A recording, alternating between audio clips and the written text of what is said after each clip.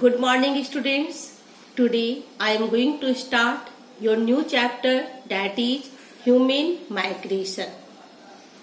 Students, you can observe to see the number of many families in your surroundings, that most of the families are nuclear family, whereas earlier joint family was popular. And even you can see that some people prefer to live in joint family. Now, still nuclear family is very common. Do you know why? It is because people shift in another place for business purpose, for job purpose, for education. This is regular movement of the people and it is called migration. So, today I am going to teach you human migration. First, we will know what is migration. Let us see. Migration is the regular movement of people from one place to another. You can see in this way, migration is the systematic movement of people from one place to another. Mankind and migration have been linked each other since ancient times. Human beings would not have continued to exist without migration. They moved from one place to another in search of food and shelters. In Standard 3, you also learned that the early man moved one place to another place in search of food and shelter.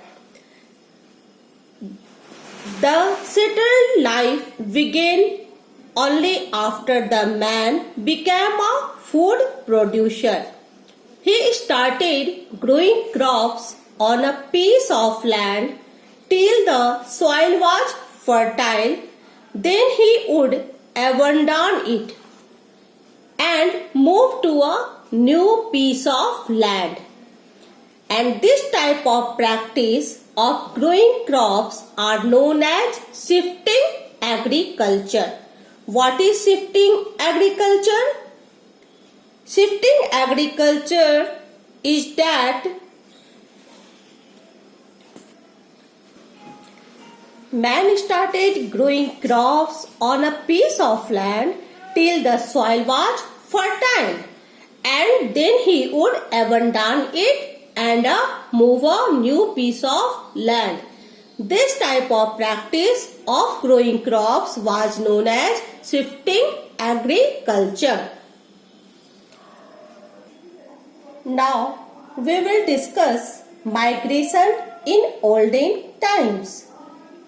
In earlier times, the migration was carried out within a limited area, as there were no means of transport. People had to walk or carry their goods while migrate one place to another.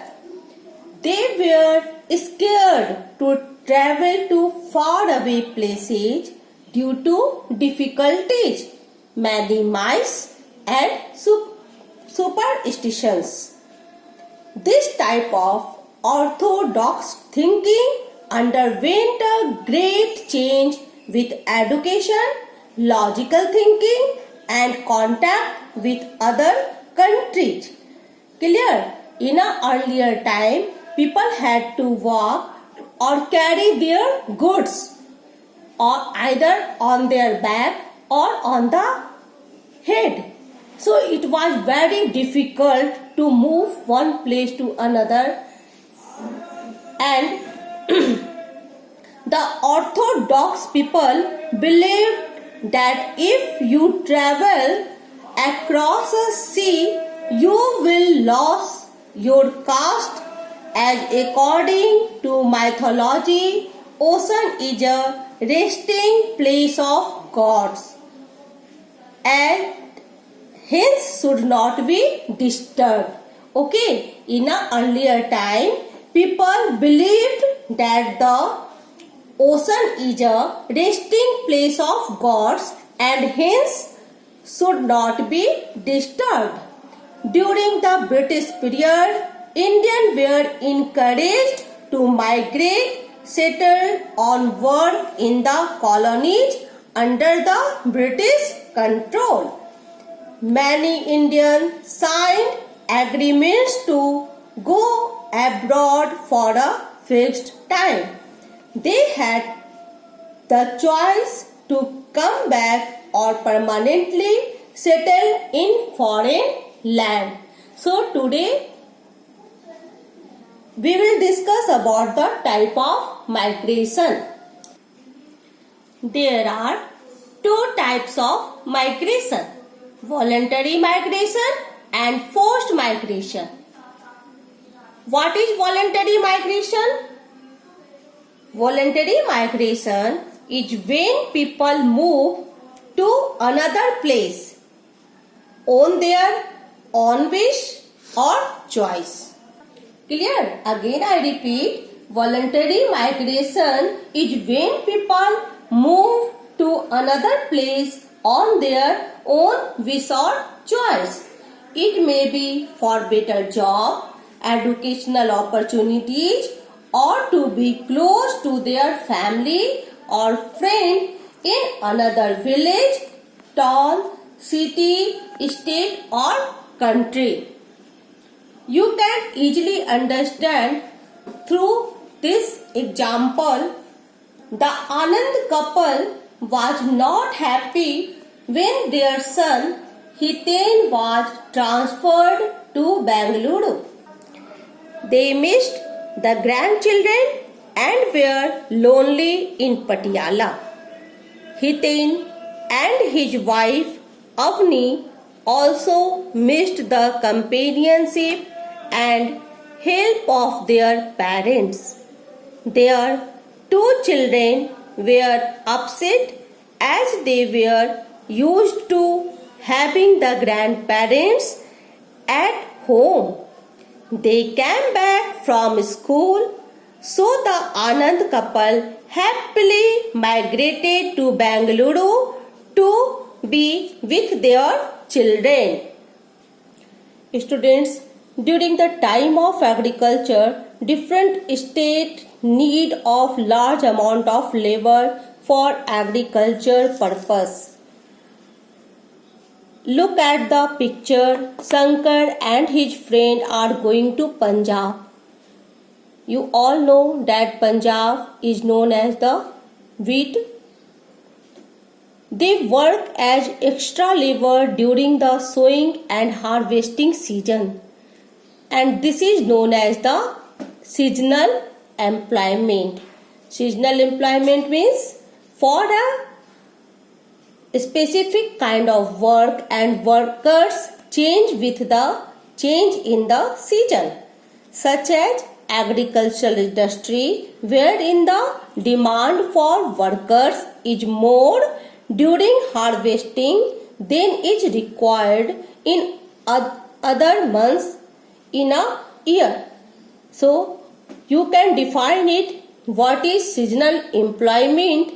When people go another place as extra labor during the sowing or harvesting, this is known as seasonal employment. Now we will discuss with you another type of migration, that is forced migration.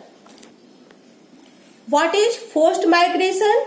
Forced migration is the movement of a person, family or large group of people due to a natural disaster or man-made disaster. Clear? What is forced migration?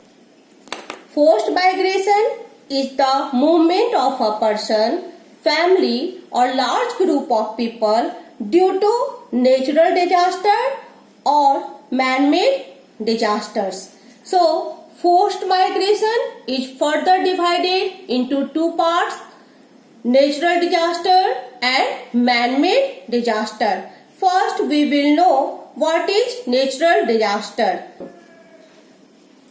What is natural disaster? A natural event such as flood, earthquake, tsunami that causes great damage or loss of life. And what is man-made disaster? Man-made disaster resulting from man-made hazards as opposed to natural disasters. Man-made disasters like fire, drought or terrorist activities. It results in the loss of homes and jobs for many people.